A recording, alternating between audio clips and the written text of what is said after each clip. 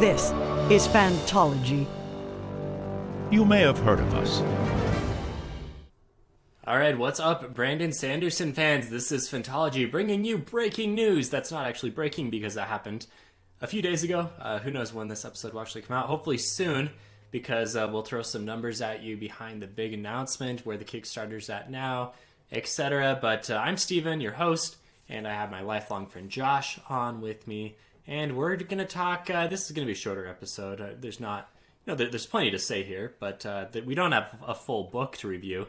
Instead, this is a full news report, I guess. We don't do many of these. Not really, except for our monthly kind of news roundups of things we're excited for coming up. Yeah, but this is breaking news, right? It happened yesterday morning, and so it won't be breaking by the time it comes out. But yes, breaking news. Yeah. If you're interested in getting our perspectives on what was once breaking news, then continue watching. Okay, so as you know, Brandon Sanderson on February 28th, I think it was the last day of February, dropped this cryptic video, 90-second long video of him talking about the lost metal progress, but also looking real haggard, real disheveled, and saying he had some very serious news to give to us the next day. And we fell for it, hook, line, and sinker at Fantology, and we're very concerned to some degree. I don't know if I completely...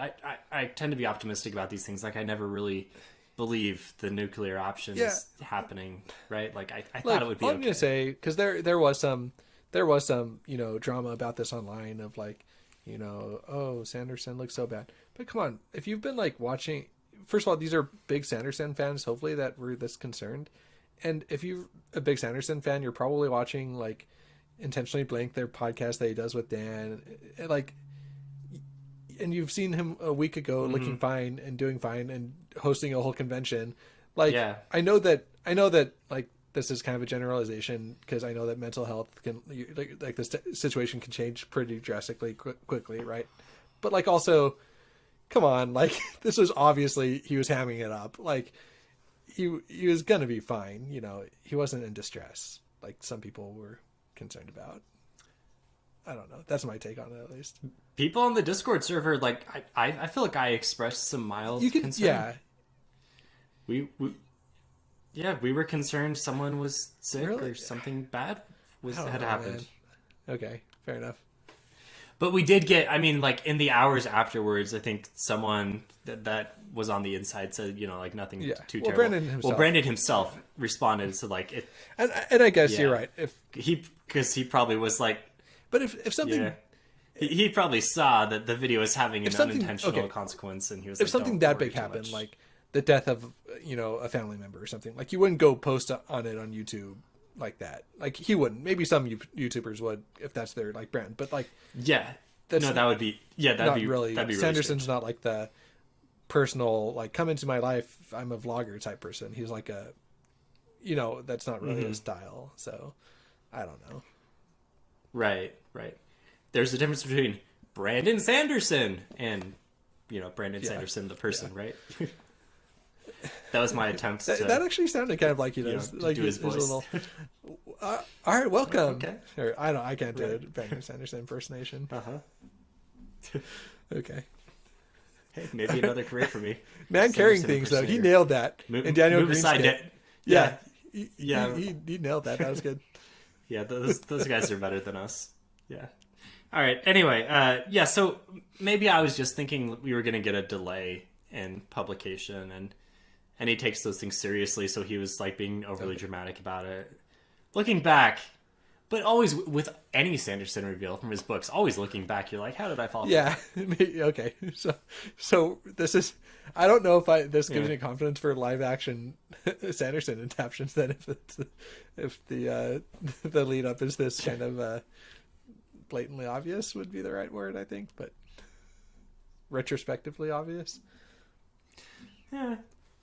Hopefully there's a lot more people involved in adaptations. So anyway, so afterwards, on the 1st of March, we got the full video where he's lying to us, and he steadily brings out more and more books, and people are just losing their minds, and it broke the internet. It was the top trending video on all of YouTube.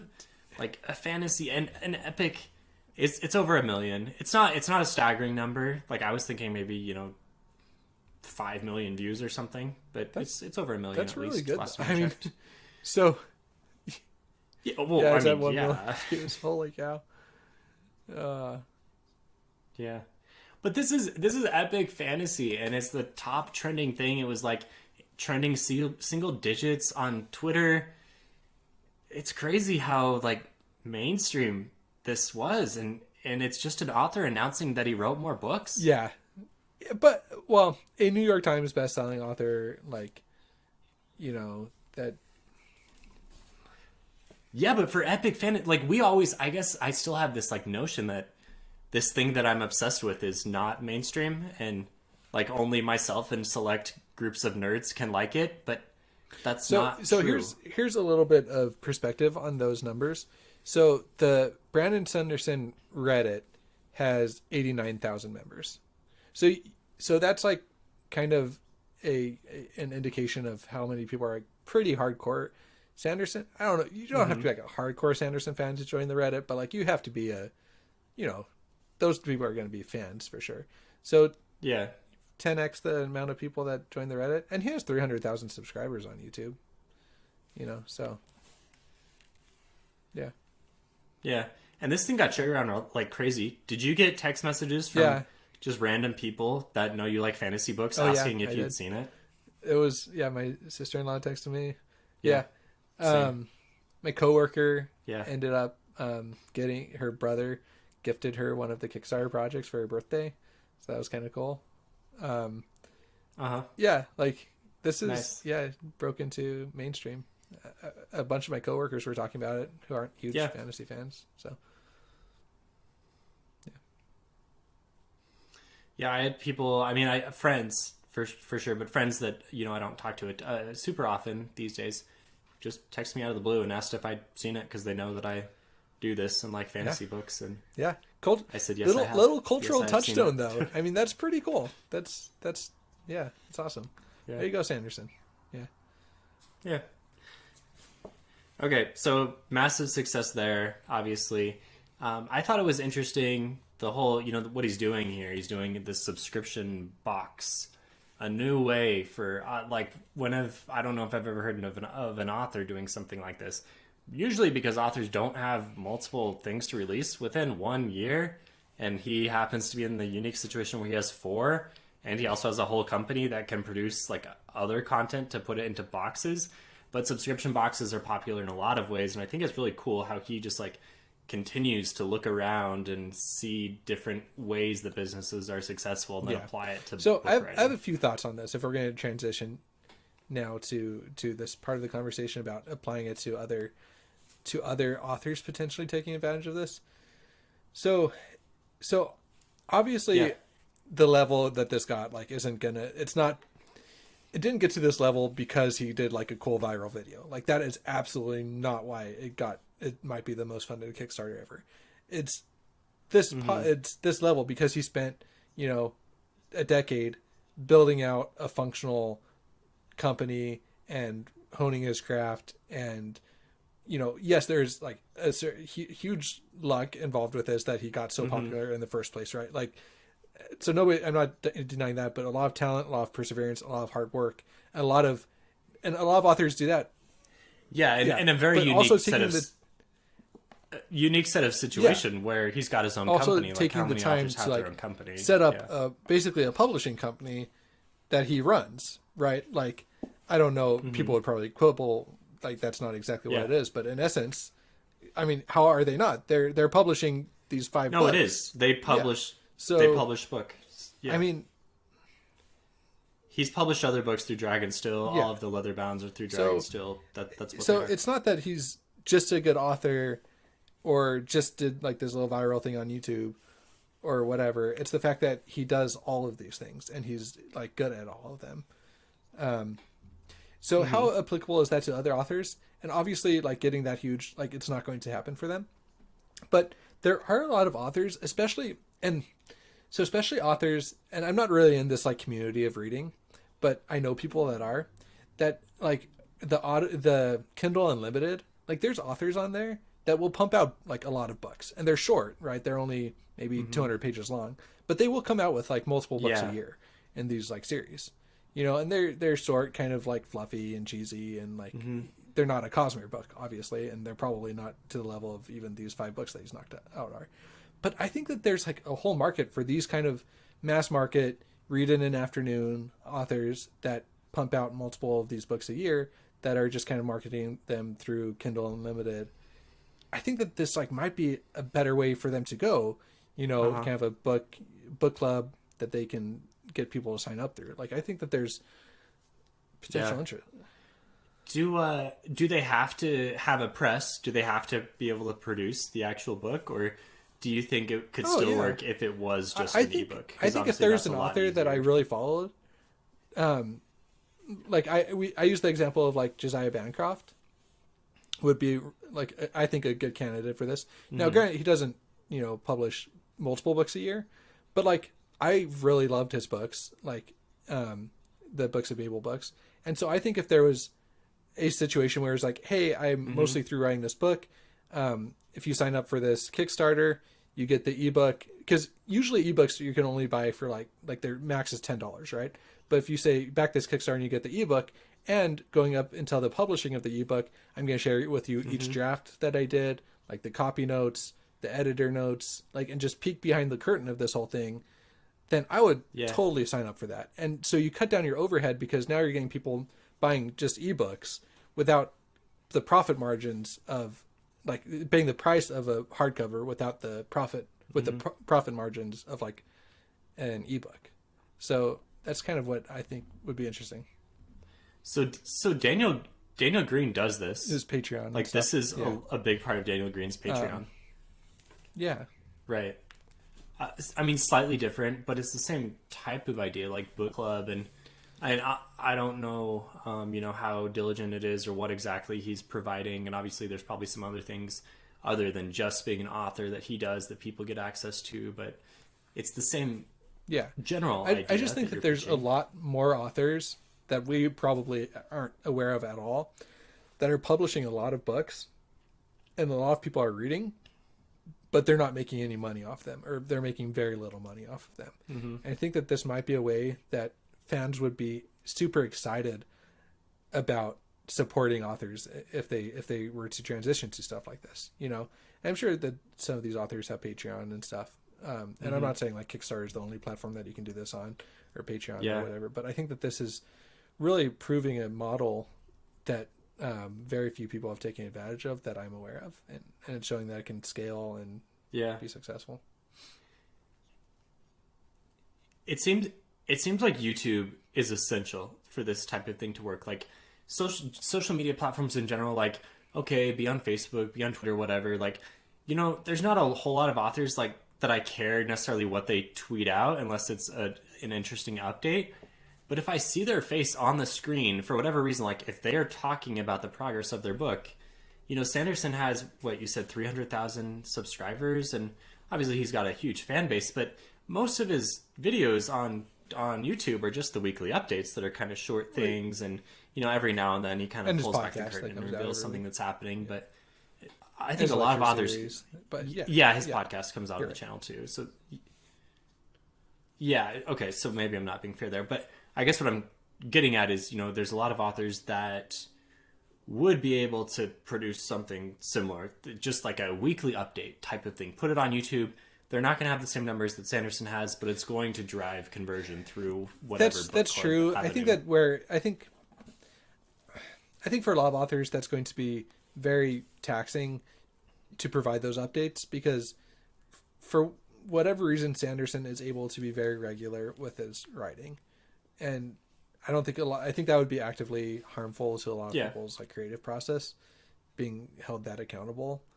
And I'm not just meaning like the big Rothfuss Martin, like I'm not getting into that conversation, but just like for people that are doing this as like a total side project, that like they're not quitting their day job, they're just kind of writing books, you know, on the side. Like I think that would be that might be hard, because you might have a busy week at work and then not be able to do that. And publishing YouTube videos, as like we know, it's requires time, yeah. right? Like making the thumbnail, uploading, editing.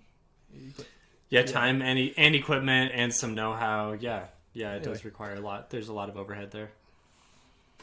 Yeah, it's funny that you mentioned Rothfuss because he is on he's on Twitch a lot, pretty regularly, but you're not allowed to ask him questions about the book. Like it's like against the mod rules, right?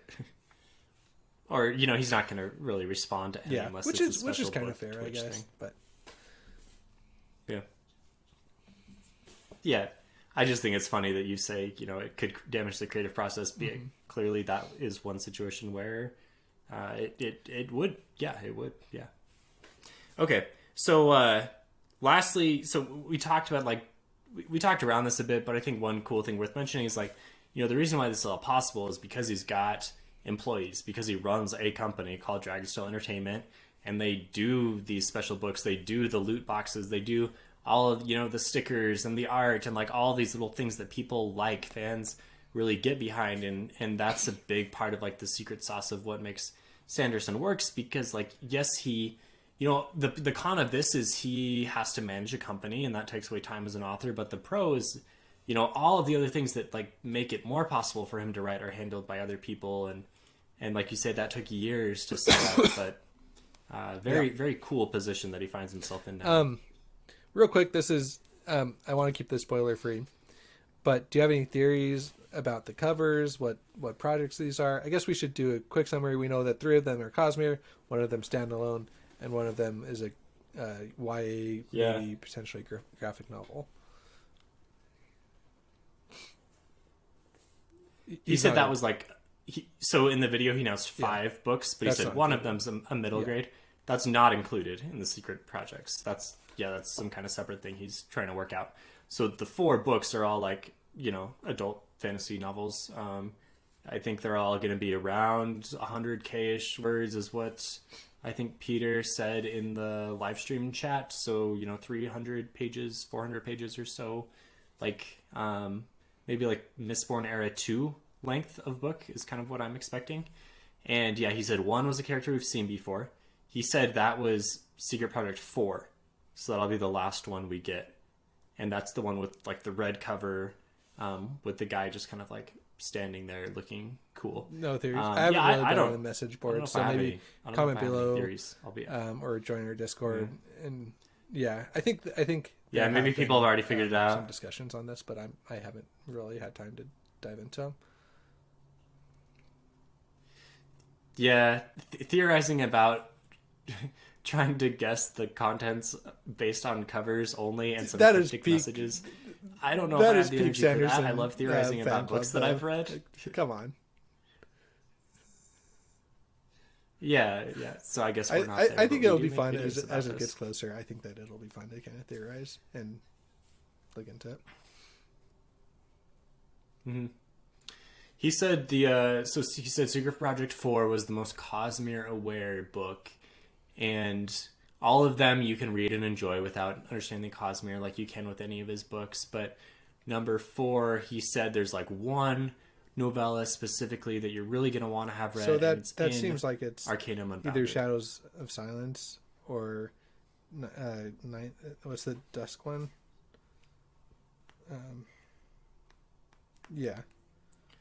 Those are both Six of the Dusk. Yeah, actually, maybe we should have come prepared to actually know what was in Arcanum Unbounded, because that does seem like it's going to help us. Yeah. So Emperor's Soul, Hope of Elantris, The 11th Metal, Alamancer Jack's story, Mistborn's Secret History seems like a pretty big candidate for that. White Sand, Shadows for Silence, Six of the Dusk, Edge Dancer. That's what is in Arcanum Unbounded. Not Warbreaker. Not a Warbreaker related thing.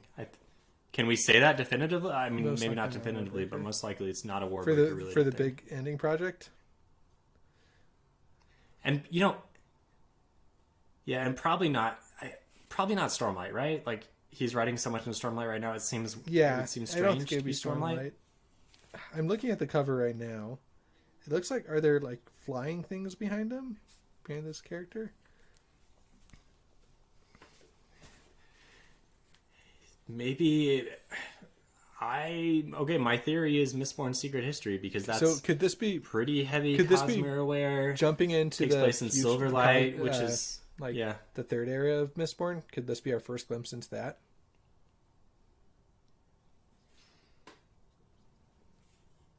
Or maybe it's or maybe it's not like Mistborn specifically. Maybe it's just Silverlight, which is, you know, kind of like in between all the different shard worlds, you know, spiritual And realm then type stuff. Actually, is Silverlight? Okay, it's been a while since I've read Mistborn Secret History. I might be making mistakes. That might just be cognitive realm. realm, I but- need to reread Mistborn before the books later this year. Yeah, could be wrong. Sorry about that. Yeah, let us know. Yeah, so let us know what you think. People, I'm sure someone's already figured it out. They probably don't know that they figured it out, but Yep. some theory out there is probably right. All right, so final thing. We talked about this. It's a Kickstarter. It's currently sitting at $17.5-ish million at time of recording, getting, running up on 18 million. The highest ever Kickstarter is in the $20 million range. Seems inevitable that it's going to pass it, and this will be the highest Kickstarter funded of all time, unless for some reason the remaining 28 days are just like really bad. Like everyone who's ever going to want the book has already bought it. I don't think so. I think it comes up with 3 more million at least, I think so. in the next By the end of the month, which right? is so interesting because you think about all like the tech projects and all the stuff that's been funded on Kickstarter, and like the most funded project is a book. That's really, I don't know. Kind of restores my faith in humanity. Does it? Can I say that? Yeah.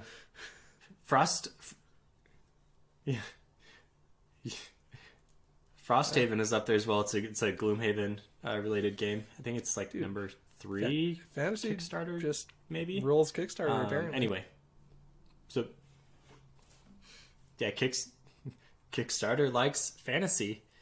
So we did some look at the numbers. Do you want to just kind of first of all, briefly break down what you're thinking? I have no idea there? what cut Kickstarter takes, and this isn't including taxes or anything like that.